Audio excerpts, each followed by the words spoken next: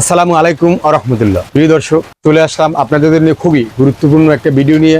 গাভীন গরু যত্ন। আপনাদের গাভী অথবা বকনা যদি হিটি আসার পরে কৃত্রিম প্রজনন করান অথবা সার দিয়ে প্রজনন করান, যদি গাভীন হয়ে থাকে, গাভীন হওয়ার পরে কি কি যত্ন নেবেন, কোন সময় কি কি ওষুধ প্রয়োগ করতে হবে বা কিভাবে যত্ন নিতে হবে, সম্পূর্ণ বিষয়টি আমি সুন্দরভাবে তুলে ধরবো এই ভিডিওর মাধ্যমে। তাই আপনারা ধৈর্য ধরে এই ভিডিওটি দেখার জন্য আপনাদের অনুরোধ করা হলো। আপনারা অবশ্যই ভিডিওটি দেখবেন। যদি আপনাদের গরু গাভীন হয়ে থাকে অথবা যদি বকনা গাভীন হয়ে থাকে। আপনাদের সাথে আছি আমি Mohammad Ferdous, diploma in animal health and production, কৃত্রিম প্রজনন কর্মী, এসি জেনেটিক। আপনারা দেখছেন সাবিত ভেট কেয়ার 24। আপনারা যারা এই চ্যানেলটি এখনো সাবস্ক্রাইব করেননি, দয়া করে চ্যানেলটি সাবস্ক্রাইব করে রাখুন এবং সঙ্গে থাকা বেল আইকনটি টিপ দিয়ে রাখুন। প্রিয় দর্শক, একটা গাভীন গরুর যত্ন আপনারা কেন নেবেন? কারণ একটা যখন গরু গাভীন হয়, সেটা গাভী হোক অথবা বকনা হোক, তখন কিন্তু ওর তিনটা গুরুত্বপূর্ণ জিনিস আপনাদের মাথায় রাখতে হবে। কারণ যে প্রেগনেন্ট যে গাভীটা, এর স্বাস্থ্য এবং এর গর্ভে যে বাচ্চাটা আছে এটার স্বাস্থ্য, এটা গ্রোথ প্রমোট কিভাবে হয়, এর গ্রোথটা কিভাবে আসবে, এটা চিন্তা করতে হবে আপনাদের।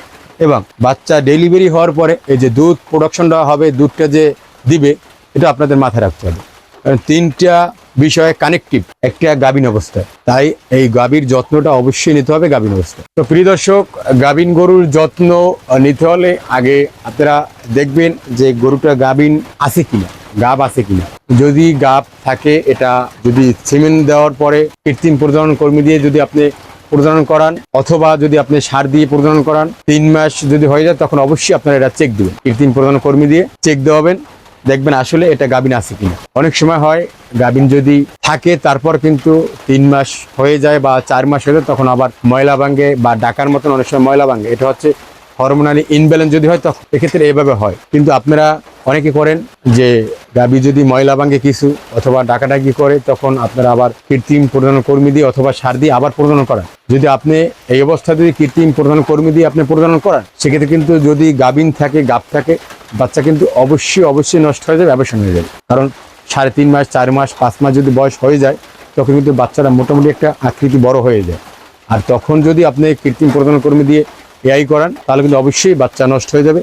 তাহলে আপনার এক কথায় বলতে পারি আমও গেল, ছালাও গেল। তাই আপনি অবশ্যই 3 মাস যদি হয়ে যায়, তখন একজন কৃত্রিম প্রজনন কর্মী দিয়ে চেক করাবেন, দেখবেন বাচ্চা আছে কিনা পেটে। তারপর পরবর্তীতে আপনি কি লাগে তখন সেটা করবেন।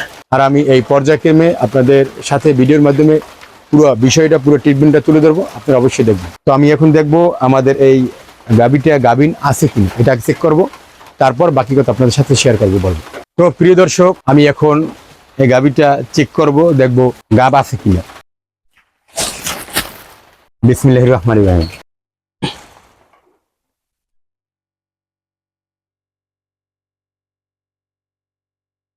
তো প্রিয় দর্শক, আলহামদুলিল্লাহ গাব আছে এবং বাচ্চার পজিশন খুব সুন্দরভাবেই আছে, ভালোভাবেই আছে।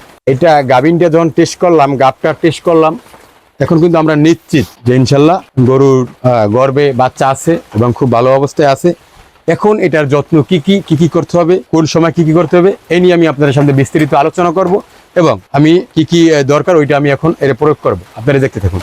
প্রিয় দর্শক, আমরা গাভীনটা টেস্ট করলাম, পরীক্ষা করলাম যে গাভীন আছে কিনা। তো আমরা দেখলাম আলহামদুলিল্লাহ এর গর্ভে বাচ্চা আছে এবং খুব ভালো পজিশন আছে। এখন আমাদের কি কাজ করতে হবে গাভীন অবস্থা, এটা আপনাদের সাথে এখন আমি শেয়ার করব। তো সর্বপ্রথম আমাদের গাভীন টেস্ট করার পরে আমাদের কৃমি মুক্তি করতে হবে। যখন 3 মাস হয়ে যাবে গাভীনের বয়স, বীজ দেওয়ার থেকে, যেমন যদি গরু হেঁটে আসার পর আপনি কৃত্রিম প্রজনন কর্মী দিয়ে যদি আপনি প্রজনন করান অথবা সার দিয়ে যদি প্রজনন করান, ওই তারিখ থেকে 3 মাস যখন হয়ে যাবে, তখন আপনি অবশ্যই কৃমির ডোজ দিবেন।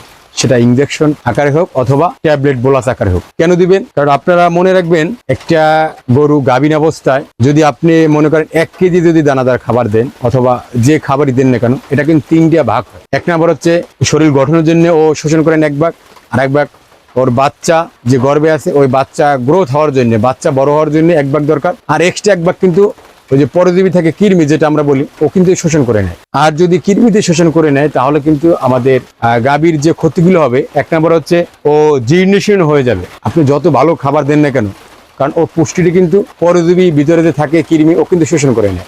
আর 1 ভাগ কিন্তু গাভীর যে গর্ভের ভিতরে বাচ্চা আছে ও বাচ্চা নেয়, তখন কিন্তু গাভী আস্তে আস্তে কিন্তু শুকিয়ে যায়, জীর্ণশীর্ণ হয়ে যায়। এক সময় দেখবেন গাভীর যখন লাস্ট 1 মাস বাকি থাকে ডেলিভারির, 8 মাস অথবা 7 মাস পর, অনেক সময় ডেলিভারির 15 দিন আগে আমরা এমনও কেস পাইছি আমাদের হাতে আসছে যে মানে একবারে শুয়ে থাকে, উঠতে পারে না, দুধ জ্বর বলি অথবা কিটোসিস হয়ে যায়, মানে দাঁড়াতে পারে না। এটা কিন্তু যদি আপনি পরজীবী দমন না করেন, পরজীবী যদি না মারতে পারেন, কৃমি যদি মারতে না পারেন, তাহলে কিন্তু এটা হবে অবশ্যই। এটা আপনারা খেয়াল রাখবেন। তাই কোনো চিন্তা না করেন। অনেকে বোঝে না, জানে না, দেখে তারা বলে যে গাভীন অবস্থায় কৃমির ট্যাবলেট বা কৃমির ইনজেকশন দেওয়া ঠিক হবে না, বাচ্চা নষ্ট হয়ে যাবে। সম্পূর্ণ এটা ভুল ধারণা। কারণ অনেক ইনজেকশন আছে প্রেগনেন্সি সেফ এবং অনেক বোলাস আছে, ট্যাবলেট আছে প্রেগনেন্সি সেফ, যে নামগুলো আমি চাইলে বলতে পারি, কিন্তু এই ক্যামেরার সামনে এগুলো বলা ঠিক হবে না। আপনারা যদি যে কোনো ফার্মেসিতে যান অথবা যদি পশু হাসপাতালে যান, যোগাযোগ করেন, তাহলে বললে নাম লিখে দেবে। অথবা যদি কোনো ফার্মেসিতে যান, ভেটেরিনারি ফার্মেসিতে, বলবেন আমাদের গরু গাভিন আছে, এখন আমি কি কৃমির ট্যাবলেট দেবো অথবা বোলাস দেবো বা কি ইঞ্জেকশন দিতে পারি, তাহলে অবশ্যই তারা প্রেগনেন্সি সেফ যে ড্রাগটা আছে ওইটি আপনাদের দিবে। তো আপনারা অবশ্যই কৃমিমুক্ত করবেন, কারণ কৃমিমুক্ত করলে আপনি এরপরে যে খাবারটা ওরে দিবেন সেখানে অবশ্যই ওর শরীর লাগবে এবং বাচ্চার গ্রোথ হবে। বাচ্চা কিন্তু গ্রোথ কমবে না, বাচ্চার গ্রোথ হবে, সুন্দরভাবে গ্রোথ হবে। দেখবেন গরুর স্বাস্থ্য আস্তে আস্তে ডেভেলপ হবে, কিন্তু কমবে না। আর ওই যে একটা ভয়ঙ্কর রোগ কিটোসিস অথবা মিল্ক ফিভার বলি আমরা, ওটা কিন্তু হবে না। সবচেয়ে বেনিফিট যেটা পাবেন, আপনাদের সুন্দর একটা বাচ্চা পাবেন এবং ডেলিভারি পরে দুধ প্রোডাকশনটা ভালো আসবে। তো আপনারা অবশ্যই কৃমি ডোজটা করবেন, কারণ এটার টাকা কিন্তু বেশি না, খুব কম। যদি আপনি একটা দুইটা বোলাস, যদি আপনার বডি ওয়েট 50 কেজি ওয়েট হয়, 50 কেজিতে বা 60 কেজিতে আপনি একটা বোলাস খাওয়াতে পারবেন, যদি ট্যাবলেট আকারে বোলাস ফর্মে খাওয়ান। আর যদি ইঞ্জেকশন দেন, তাহলে 50 বা 45 60 কেজিতে আপনারা 1 মিলি পর্যন্ত দেবেন। দেশি একটা যদি গরু আপনি লালন পালন করেন, সেক্ষেত্রে আপনার গরুটার ওজন যদি সর্বোচ্চ হয়, তাহলে কত 100 কেজি, 150 কেজি, 120 কেজি বা 80 কেজি এভাবে হয়। আপনি কয় টাকা যায়? আপনি কেন করবেন না ভাই? অবশ্যই করবেন। আপনার যে কাজটা করবেন, যদি আপনি একটা গাভী পালেন বা একটা বকনা পালেন, ওটার প্রতি আপনার যত্ন নিতে হবে, খেয়াল রাখতে হবে কখন কি লাগে। আপনি নিজেরটা যেভাবে খেয়াল রাখেন, যেটা লালন পালন করেন, ওটার প্রতি আপনার ওইভাবেই যত্ন নিতে হবে। তো আমি এখন কথা আর বাড়াবো না, আমাদের পরবর্তী ধাপে আমরা চলে যাব, যেহেতু ভিডিওটা লং হয়ে যাচ্ছে। আমি এখন এটাকে কৃমি ডোজ করবো বডি ওয়েট অনুযায়ী। আপনারা দেখেন আমার হাতে আছে এটা M18 প্লাস, আসলে বলা ঠিক নেই, তারপর আমি বললাম হাতে যেটা সেটা একমি কোম্পানি এটা আমদানি করে থাকেন। এটা হচ্ছে আইভারমেকটিন প্লাস ফ্লোরসিলন কম্বাইন্ড একটা গ্রুপ। আপনার এই গ্রুপের চাইলে যে কোনো কোম্পানি, ভালো ব্র্যান্ডের কোম্পানি থেকে ইঞ্জেকশনটা দিতে পারবেন। আর এটা দিতে হবে অবশ্যই চামড়ার নিচে। যদি আপনি না পারেন, যে পারে তারা দিয়ে ইঞ্জেকশনটা দেওয়া হবেন, অথবা যদি কোনো ডাক্তার আশেপাশে থাকে তাকে দিয়ে দেওয়া হবেন। আর যদি এটা দিতে ভয় পান, তাহলে আপনারা অবশ্যই ব্লাস ফর্মে আছে যেগুলো প্রেগনেন্সি সেফ, ওগুলো আপনারা খাওয়াবেন। আমি এখন এটা দিচ্ছি, আপনারা দেখেন।